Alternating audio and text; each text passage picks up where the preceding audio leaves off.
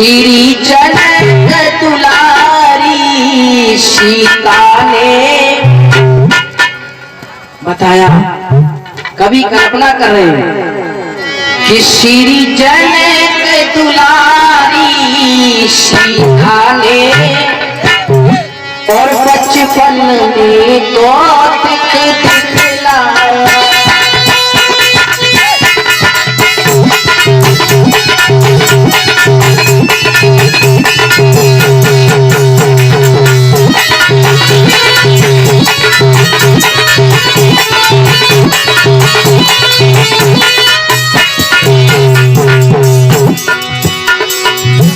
जवाब वो श्री जनक दुलारी वो बचपन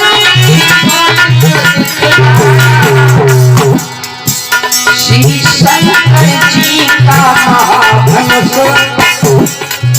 श्री शंकर जी का महाधनुष एक हाथ से उठा लिया।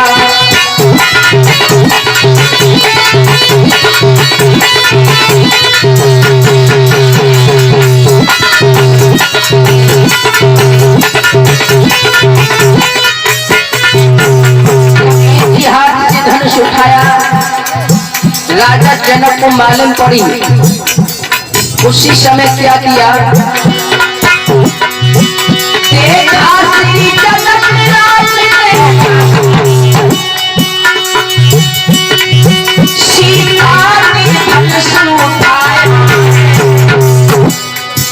दरबार में तुरंत पहुंच करके और सबको वचन सुनाया है।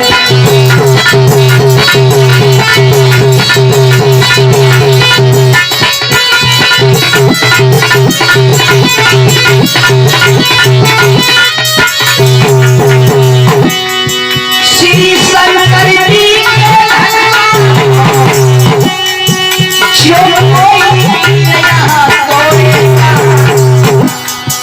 मेरी बेटी सीता के सुख में वो रिश्ता जोड़ेगा।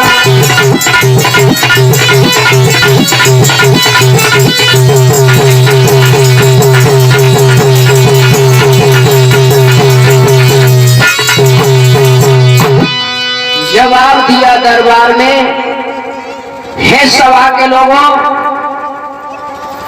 जो भगवान भोले बाबा के धनुष को तोड़ देगा, मैं उसी के साथ अपनी पुत्री सीता का विवाह कर दूंगा। जब ये बात चारों तरफ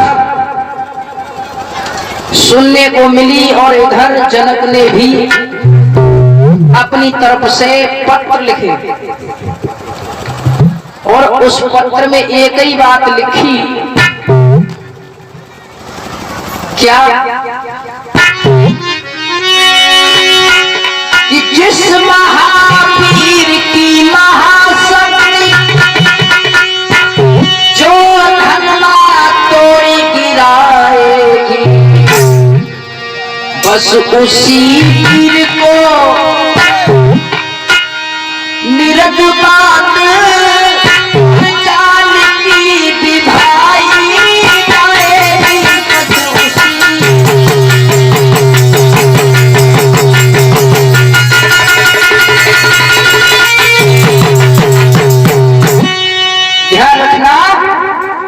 जवाब दिया, जो धनुष तोड़ देगा मैं उसी के साथ अपनी पुत्री सीता का विवाह कर दूंगा। अब तो उसी समय क्या हुआ, पत्र लिखे हैं और वो पत्र हर देश में भिजवाए।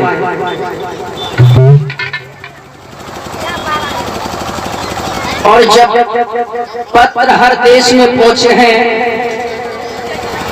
पत्र के आधार पर और सभी बड़े बड़े बहादुर राजा जनक के यहाँ आने लगे और राजा भी स्वयंवर की तैयारी कर रहे हैं। इधर श्री सुखदेव जी समझा करके कहने लगे हैं कि ये खबर विश्वामित्र को मालूम पड़ी है कि सीता का स्वयंवर है। तो विश्वामित्र जी ने सुना क्वार की शुक्ल पक्ष की एकादशी को, तो एकदम से विश्वामित्र श्री राम लक्ष्मण से कहने लगे, बेटा मेरी बात सुनो। क्या?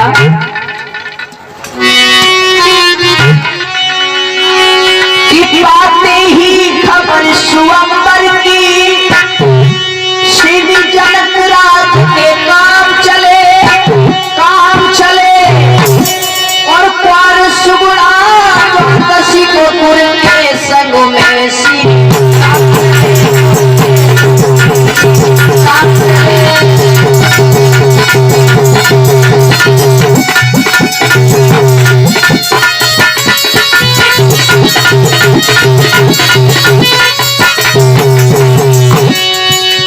भगवान और श्री राम चले हैं। विश्वामित्र के साथ जब जा रहे हैं, आपने ही खबर स्वयंवर श्री जनक राज के काम, क्वार शुक्ला द्वादशी को गुर के संग में श्री राम चले, राम चले।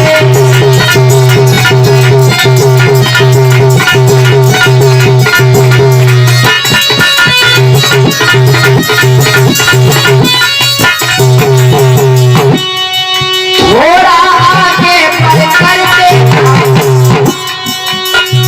बेहद पुजारी पशु पक्षी नगर न आते हैं, सावन जसता भयानक है, भयानक है।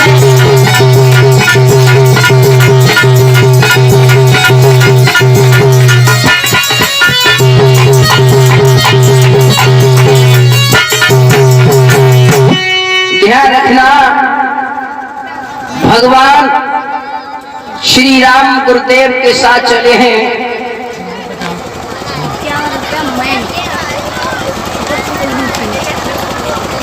और ये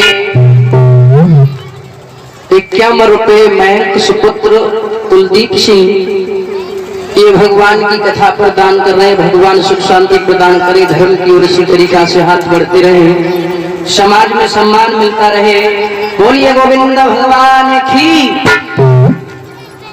अब तो उसी समय श्रोता बंधु क्या होता है, थोड़ा आगे बढ़ के देखा एक निर्जन वन है, उस वन में कोई पशु पक्षी भी नजर नहीं आ रहा है। और भगवान श्री राम कहने लगे, गुरुदेव ये क्या है? और थोड़ा आगे बढ़े हैं तो श्री राम ने देखा कि एक पत्थर की स्त्री की शिला पड़ी हुई है। अब भगवान श्री राम उसको गौर से निहारने लगे, गुरुदेव से पूछने लगे, गुरुदेव ये क्या है? जवाब दिया, बेटा राम ये तुम्हारी प्रतीक्षा कर रही है। क्या मतलब? ये पत्थर की जो शिला है ये स्त्री है और ये गौतम ऋषि की नारी अहिल्या है। इंद्र ने इनके साथ छल किया था और गौतम ऋषि ने श्राप देकर के पत्थर बना दिया, इसलिए सदियों से यही पड़ी है। अगर बेटा राम तुम्हारे चरणों की धूल थोड़ी लग जाए तो इनका उद्धार हो जाएगा।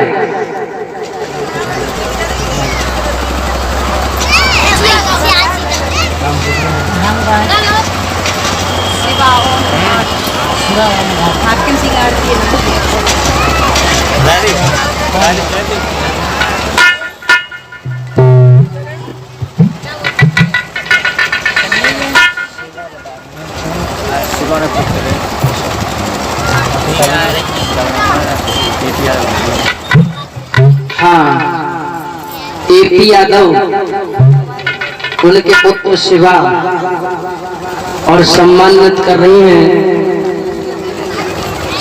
51 रुपए से।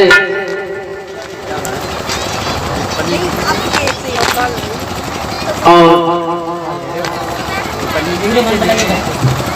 पूरे मंडल को 51 रुपए से 51 रुपए से सम्मानित कर रही है। भगवान सदा इनके भंडारे भरे, धर्म की ओर इसी तरीका से इनके हाथ बढ़ते रहे, समाज में सम्मान मिलता रहे। बोलिए गोविंद भगवान की। अब भगवान श्री राम कहने लगे गुरुदेव इन्हें श्राप कैसे लग गया?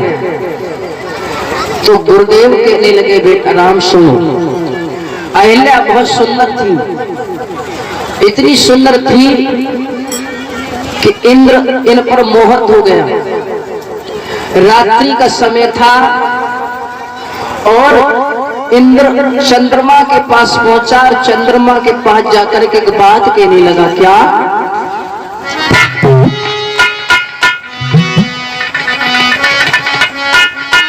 कि तुम मुर्गा बन जाना, मैं साधु बन जाऊंगा, तुम मुर्गा बन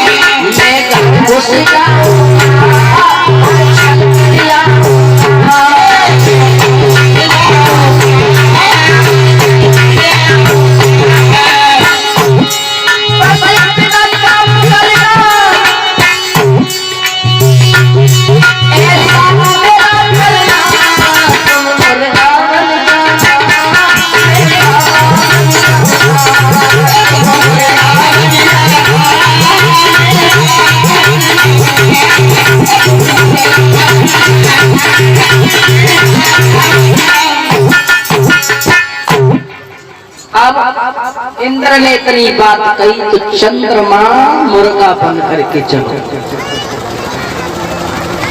और उसने आधी रात पर ही बाण लगा दिए हैं। वह मुर्गा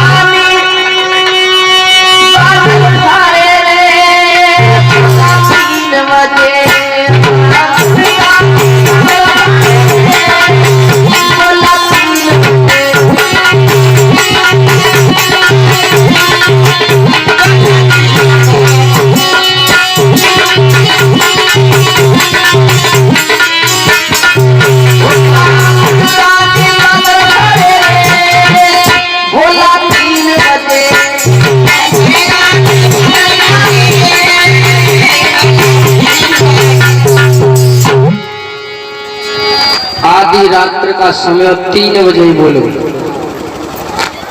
ध्यान रखना, गुरुजी जो गौतम ऋषि थे वो समझ गए कि ब्रह्म मुहूर्त का समय हो गया। उठे, कपड़ा उठाए, सीधे गंगा मैया में स्नान करने के लिए पहुंचे। गंगा मैया में जैसे ही पैर रखा तो एकदम से गंगा मैया कहने लगी, ठहरो ऋषि, तुम यहाँ चले आए, तुम्हारे घर पर छल हो रहा है। अब तो उसी समय हाथ में भीगी हुई धोती को लेकर के चल दिए और जैसे ही घर में अंदर घुसे हैं कुटिया में तो क्या देखा, अपना ही रूप धारण किए हुए इंद्रदेव एकदम से भागते हुए और भीगी धोती मार दी। उसी दिन से श्रोता बंधुओं जो द्वार पर चंद्रमा मुर्गा बना बैठा हुआ था। जैसे ही मारी है धोती तो आज भी वो धब्बा नजर आता है। और इंद्र के लिए श्राप दे दिया कि इंद्र तेरे शरीर में हजारों छिद्र हो जाए। तो श्रोता बंधुओं और अंदर गए हैं तो एकदम से अहिल्या को देखा तो अहिल्या को भी श्राप दे दिया कि तू पत्थर की हो जाए। वैश्य का राम इसी श्राप से ये पत्थर की बनी हुई पड़ी है। तुम्हारे चरणों की धूल थोड़ी लग जाए तो इनका उद्धार हो जाएगा। गुरुदेव की ये बात सुनकर के आगे बढ़े और क्या किया कि गुरु विश्वामित्र के कहने से और अहिल्या का उद्धार किया।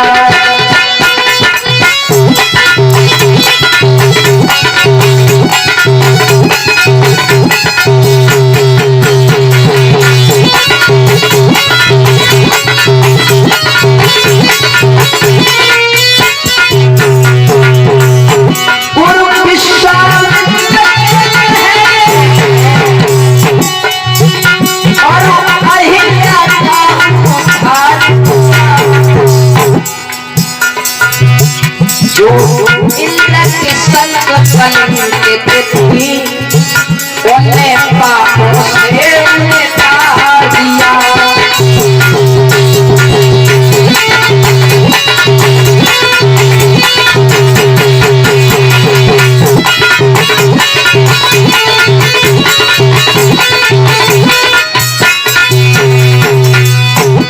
बोलिए गोविंद भगवान की, श्रीमद् भागवत महापुराण की, परीक्षित महाराज की।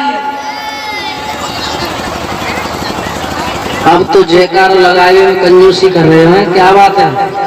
हाँ, प्रदीप मामा आएंगे तुम?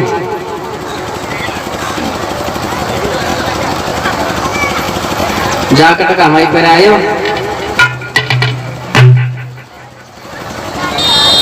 ध्यान रखना। अब तो उद्धार किया है, अब क्वार की पूर्ण मां को भगवान श्री राम को साथ लेकर के और कहां पहुंचे? जनक के फूल बाग में। बताया जाता है, सभी ताली बजाते हुए बोलेंगे मेरी माता बहना भाई बंधु कि चले हैं रघुराई पहुंचे फूल बाग में जाई। चले हैं रघुराई पहुंचे फूल बाग में जाई।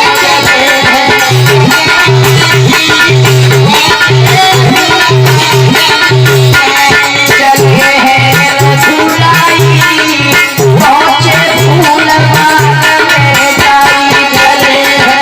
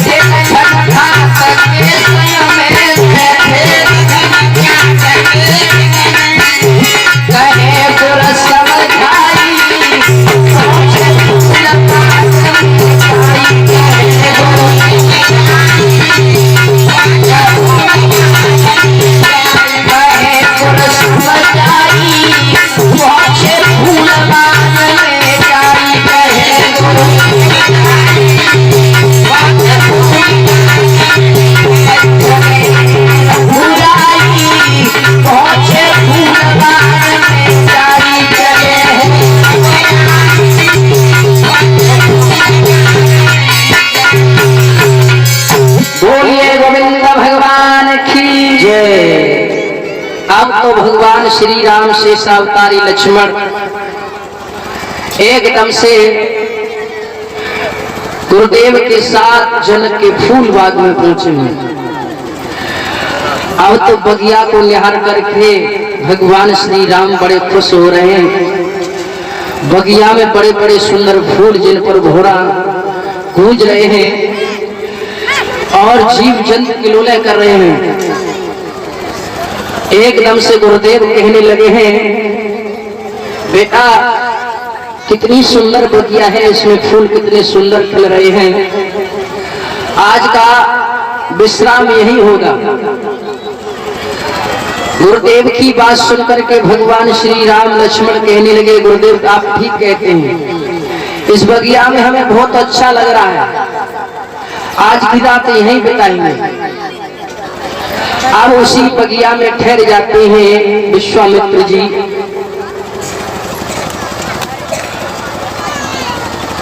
एक भगवान का कीर्तन बोलेंगे ताली बजाते हुए।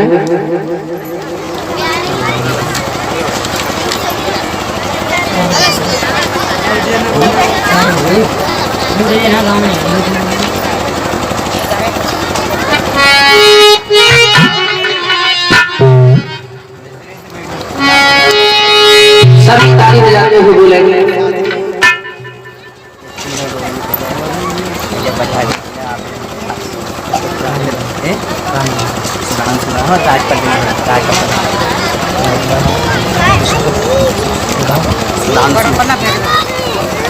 और ये हम कलाकारों के लिए 300 रुपए राज्यपाल प्रधान जी के सुपुत्र सुधांशु, ये हमें 300 रुपए से सम्मानित कर रहे हैं। भगवान हर इच्छा को पूर्ण करें, इनकी धर्म की ओर इसी तरीका से हाथ बढ़ाते रहे, समाज में सम्मान मिलता रहे। बोलिए वृंदावन हरिलाल की जय। भैया जयकार लगा ले, बड़े का बात रह गई है, मुझे जाके करते हुए